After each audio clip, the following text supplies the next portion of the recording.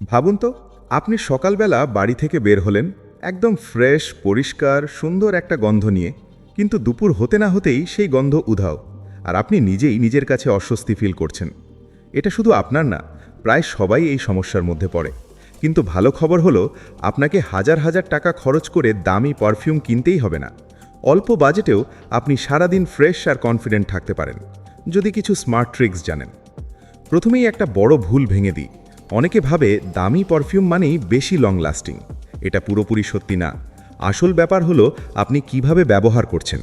ধরুন আপনি একটা বাজেট পারফিউম কিনলেন, কিন্তু সেটা যদি ভুল জায়গায় স্প্রে করেন বা ভুল সময় ব্যবহার করেন, তাহলে সেটা 1 ঘন্টাও টিকবে না।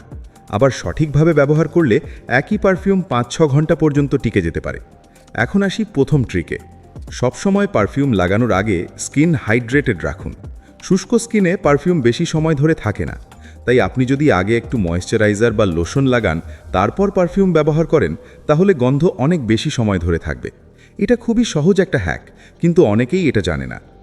দ্বিতীয় গুরুত্বপূর্ণ বিষয় হলো পারফিউম কোথায় স্প্রে করছেন।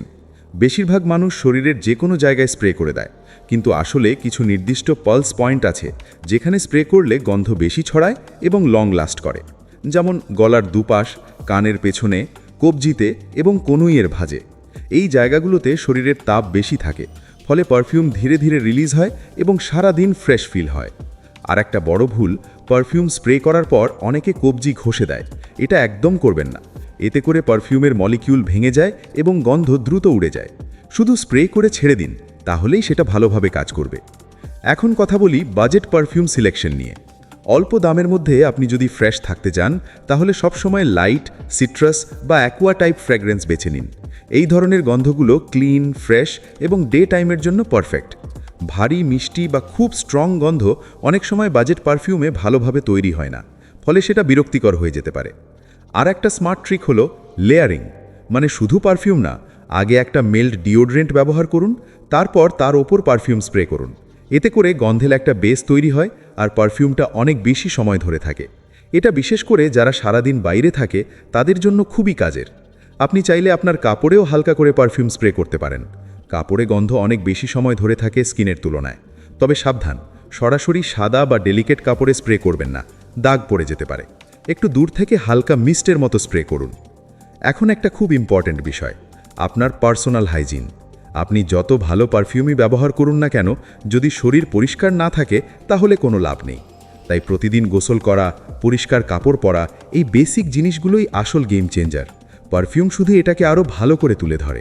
অনেকে ভাবে বেশি স্প্রে করলে বেশি সময় থাকবে। এটা ভুল।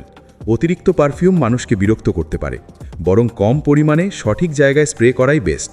মনে রাখবেন, পারফিউম এমন হওয়া উচিত যাতে মানুষ কাছে এলে টের পায়, দূর থেকে না।